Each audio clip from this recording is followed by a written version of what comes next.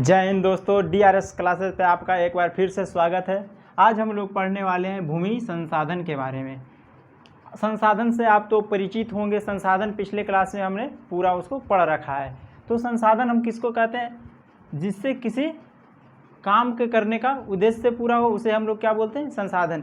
जैसे जिससे हम किसी काम को, इससे हम स्केच है एक, स्केच से हम लिखने का काम कर रहे हैं, तो इससे हम क्या कर रहे हैं?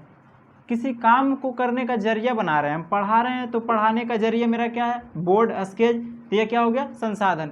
संसाधन जब तक किसी काम में ना आए कोई वस्तु, जब तक उसको संसाधन हम लोग नहीं बोलेंगे। तो संसाधन तो पिछले क्लास में हम लोग अच्छे तरीके से पढ़ चुके हैं। आज हम लोग पढ़ने वाले हैं भूमि संसाधन के बारे में। दोस्तों, भूमि संसाधन एक हमारे जीवन में बहुत ही महत्वपूर्ण संसाधन है। कैसे? हम लोग इसी भूमि पे, हम लोग इसी ज़मीन पे रहते हैं, निवास करते हैं। जितना भी हमारा क्रियाकलाप होता है सब इसी पे संपन्न होता है। इसलिए इस दृष्टिकोण से हम लोग देखें तो भूमि संसाधन हम लोगों के लिए बेहद ही महत्वपूर्ण संसाधन के रूप में जाना जाता है। तो हम लोग पढ़ने वाले हैं क्या? भूमि संसाधन। भूमि देखिए, इस धरती पे बहुत जगह जगह हर क्षेत्र का बनावट अलग अलग है। जैसे कहीं पे ऊंचा है, कहीं पे गड्ढा है, कहीं पे समतल है। इस तरह का बनावट है हमारा पृथ्वी का। तो उस तरह से बनावट की दृष्टि से, ऊंचा और समतल की दृष्टि से हमारा पृथ्वी को 3 भागों में बांटा गया है। कितने भागों में? 3 भागों में। देखिए, 1, 2, 3 भागों में हम लोग बांट दिए पृथ्वी को। इस 3 भाग में 27% जो पृथ्वी का हिस्सा है, कितना परसेंट? 27%, जो कि पठार भाग है। क्या है? पठारी क्षेत्र है। हमारे पृथ्वी का 27% जो हिस्सा है वो पठार के अंतर्गत आता है, पठार जैसा क्षेत्र है, ठीक। और 43% जो हमारा है मैदानी इलाका है। कैसा इलाका है? मैदानी, समतल, जिसको बोलते हैं हम लोग समतल। रेगिस्तान आप सुने होंगे। रेगिस्तान कैसा है? पूरा समतल ही समतल है, कहीं कोई ऊंच नीच नहीं है, ठीक। अब हम लोग पढ़ते हैं जहाँ पे पर्वत जैसा क्षेत्र है, उसका कितना परसेंट होगा? तो आप घटा लीजिए, 100 में से 27, 43 जोड़कर देखिए कितना होता है? 30%। कितना? 30%। यह कैसा इलाका है? पर्वतीय। कैसा? पर्वतीय। भारत में नहीं, सॉरी, पृथ्वी का जो हिस्सा है 27% पठार के अंतर्गत आता है और 43% मैदानी इलाका है और 30% पर्वतीय इलाका है, ठीक। हम लोग पढ़ रहे हैं भूमि संसाधन। भूमि संसाधन में हम लोग पूरा पृथ्वी के बारे में पूरा विस्तार से जानेंगे। किस तरह का मिट्टी पाया जाता है, कितने तरह के मिट्टी पाए जाते हैं, और उस मिट्टी की विशेषता क्या है, उस मिट्टी में किस तरह के फसल उगाए जा सकते हैं, हम लोग जानेंगे। इस वीडियो में लास्ट तक बने रहें। देखिए, मिट्टी का निर्माण कैसे होता है वो भी हम लोग इसी वीडियो में सीखेंगे। सबसे पहले मिट्टी किसको बोलेंगे? मिट्टी, जैसे कि आप लोग मिट्टी तो आप जान रहे होंगे, लेकिन अगर जो कोई बोल दे डिफिनेशन मिट्टी का, अगर पूछ दे कोई आपसे कि मिट्टी किसे कहते हैं, तो आप जानते हुए भी नहीं बता पाएंगे। तो आज ये सीखते हैं हम लोग। पूरा इस वीडियो में अंत तक बने रहिएगा। सबसे पहले हम लोग सीखते हैं मृदा। मिट्टी किसे कहते हैं? जो पृथ्वी के सबसे ऊपरी परत है उसको हम लोग बोलेंगे क्या? मृदा। पृथ्वी के सबसे ऊपरी परत को हम लोग क्या बोलेंगे? मृदा, मिट्टी। देखिए, मृदा या मिट्टी, जो भी आप बोलिए, मृदा या मिट्टी, डिफिनेशन लिख लेंगे। पृथ्वी के, या भूपर पट्टी भी बोलते हैं इसको, पृथ्वी के सबसे ऊपरी परत, पृथ्वी के सबसे ऊपरी परत को हम लोग क्या बोलेंगे? मिट्टी हम लोग बोलते हैं। क्या? मिट्टी कहते हैं। पृथ्वी के सबसे ऊपरी परत को हम लोग क्या बोलते हैं? मिट्टी कहते हैं।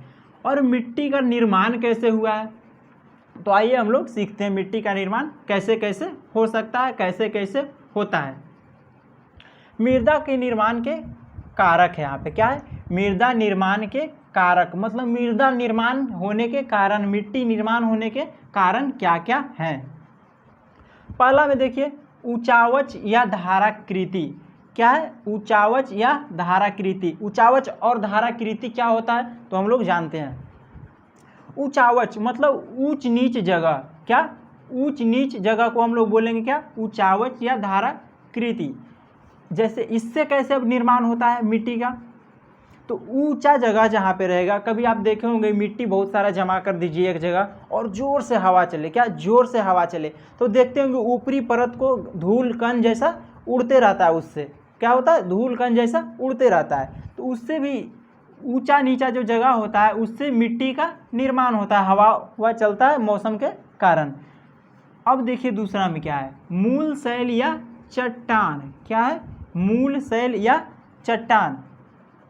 मूल शैल या चट्टान से मिट्टी का निर्माण कैसे हो सकता है? जैसे पहाड़ होता है, चट्टान होता है, ठीक, तो देखते होंगे जलवायु परिवर्तन के कारण, जलवायु परिवर्तन के कारण ठंड के दिन में देखते हैं कुछ भी होता है, जैसे पानी हो गया, बर्फ हो गया, ये सब क्या होता है ठंड के दिन में सिकुड़ जाता है और गर्मी के दिन में क्या होता है? फैल जाता है। तो सिकुड़ने और फैलने के क्रम में, क्या सिकुड़ने और फैलने के क्रम में जो होता है इससे मूल शैल या चट्टान कमज़ोर पड़ जाता है। सिकुड़ने और फैलने के क्रम में क्या होता है? मूल शैल और चट्टान कमज़ोर पड़ जाता है और इसी के कमज़ोर होने के कारण टूट फूट जाता है। टूटने फूटने से जैसे देखिए पत्थर अगर जो इतना 4 टुकड़ा में तोड़िएगा, अगर इतना बड़ा पत्थर है 4 टुकड़ा में आप तोड़िएगा तो 4 टुकड़ा में ही पूरी टूट जाएगा, लेकिन छोटा छोटा कण देखिए उसमें से निकलता है कुछ कुछ। उसी तरह से निर्माण होता है मिट्टी का। जलवायु, अभी हम बताएं कि मौसम के कारण, जलवायु के कारण क्या होता है? मूल शैल जो होता है, चट्टान होता है, कमज़ोर पड़ जाता है। इसके कारण क्या होता है? मृदा का निर्माण होता है। वनस्पति, क्या है? वनस्पति। वनस्पति किसको बोलते हैं? पेड़ पौधा जंगल में होता है, ये सब क्या वनस्पति के अंतर्गत आते हैं। तो वनस्पति से देखिए जैसे पेड़ पौधा हो गया जो टूट जाता है, फूट जाता है, और मिट्टी से देखिए इसमें जो बोलते हैं दिया लग गया, क्या बोलते हैं हम लोग? दिया लग गया। तो दिया धीरे धीरे धीरे धीरे वो क्या वाला बना देता है? मिट्टी की तरह बना देते हैं। कोई भी लकड़ी को आप बहुत दिन तक रख देंगे कहीं पे तो उसमें देखिए नमी के कारण दिया लग जाएगा, धीरे धीरे धीरे धीरे वो लकड़ी खत्म होके मिट्टी बन जाएगा। तो बहुत इसी तरह से हम लोग बोलते हैं वनस्पति से कैसे होता है? मिट्टी का निर्माण होता है। और जैव पदार्थ, अब क्या है? जैव पदार्थ। जैव पदार्थ से कैसे मिट्टी का निर्माण होगा? तो जीवित पदार्थ, जैसे देखते होंगे जानवर या फिर आदमी, देखिए सबका अंतिम संस्कार जो होता है जलाया ही नहीं जाता है सबको। कभी कभी देखते हैं कोई भी जानवर हुआ उसको मिट्टी में क्या होता है? गड्ढा खोद के अंदर यहाँ पे ढक देते हैं। क्या कर देते हैं? ढक देते हैं। और कुछ ही वर्ष के बाद, 2 या 4 या 10 वर्ष जितना दिन के बाद आप देखेंगे वहाँ पे गड्ढा खोदेंगे तो धीरे धीरे धीरे धीरे जो होता है जानवर का वो मिट्टी का रूप ले लेता है। क्या होता है? मिट्टी का रूप ले लेता है। तो इसी तरह से जैव पदार्थ, जीवित पदार्थ से भी मिट्टी का, मृदा का निर्माण होता है। खनिज कण, जैसे जमीन के अंदर देखते हैं खनिज पाया जाता है। क्या होता है? खनिज कहाँ पाया जाता है? जमीन के नीचे पाया जाता है। अगर हम इसको निकालें, जैसे कोयला है, खनिज में क्या आता है? कोयला हो गया और अभ्रक हो गया, ये सब खनिज के अंतर्गत आता है। खनिज इसको बोलते हैं हम लोग। और खनिज से मृदा का निर्माण देखिए किस तरह से होगा। जैसे कोयला हो गया तो कोयला का कण देखते होंगे आप, कोयला का देखिए, कोयला निकालेंगे जलाने के लिए तो उसमें इतना छोटा छोटा छोटा छोटा एकदम छोटा छोटा महीन धूरी जैसा, जिसको बोलते हैं डस्ट जैसा होता है, धूरी जैसा कण होता है। वो कैसा होता है? मिट्टी के जैसा होता है। कैसा होता है? मिट्टी के जैसा होता है। तो खनिज कण से भी छोटे छोटे टुकड़े टूटते हैं, उससे मृदा का निर्माण होता है। समय, सबसे बड़ा देखिए समय। कुछ दिनों तक आप कुछ भी रख दें, कोई वस्तु रख दें, बहुत साल या बहुत हजारों वर्ष तक आप कोई सामान रख दें तो क्या होगा? धीरे धीरे धीरे धीरे वो खराब हो जाएगा, वेस्ट हो जाएगा, वो धीरे धीरे मिट्टी का रूप ले लेगा। क्या होगा? मिट्टी का रूप ले लेगा। जैसे कि बताए थे, लकड़ी का उदाहरण आपको दिए थे। यहाँ पे एक लकड़ी है, इतना मोटा लकड़ी है, ठीक, क्या है? इतना मोटा एक लकड़ी का, ठीक। और उसके बाद देखिए यहाँ पे रख दिए बहुत दिन तक, बहुत दिन तक ऐसे ही छोड़ दिए, इसको कुछ नहीं करना है, ऐसे ही रहने दीजिए। इसमें देखिए दियाँ लग जाएगा, क्या होगा जिसको बोलते हैं दियाँ लग जाएगा नमी के कारण। और धीरे धीरे या कुछ दिनों के बाद पता चला यहाँ से लकड़ी गायब हो गया, वो गया कहाँ, तो धीरे धीरे मिट्टी बन जाता है। ये किसका निर्माण हो जाता है, इससे मिट्टी का रूप ले लेता है, इससे मृदा का निर्माण हो जाता है। तो आप लोग सीख चुके हैं अब क्या, मृदा का निर्माण के कारक, मिट्टी निर्माण होने के कारक, मिट्टी कैसे निर्माण होता है। अब हम लोग सीखेंगे भारत में मिट्टी कितने प्रकार के पाए जाते हैं। क्या, भारत में मिट्टी के प्रकार, मृदा के प्रकार। तो आइए सीखते हैं हम लोग। भारत में मिट्टी छह तरह के मिट्टी पाए जाते हैं।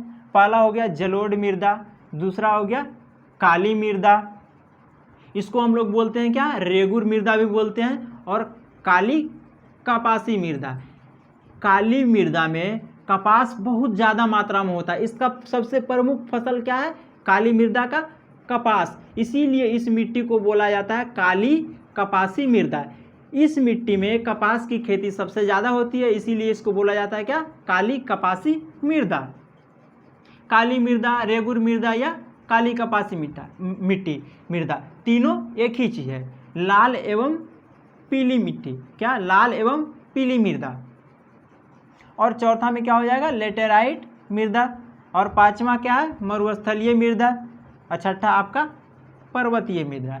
ये अभी हम सिर्फ आपको कौन कौन सी मिट्टी पाया जाता है भारत में, ये आपको अभी हम आपको बताए हैं। इसका विस्तार हम लोग पढ़ेंगे नेक्स्ट वीडियो में, और वीडियो के अंत में जो आएगा एक इस चैप्टर का वीडियो, उसमें पूरा ऑब्जेक्टिव भी हम लोग कवर करेंगे। तो उम्मीद है आपको समझ में आया होगा। आज के लिए बस इतना ही, मिलते हैं फिर नेक्स्ट वीडियो में, जब तक अपना ध्यान रखिए।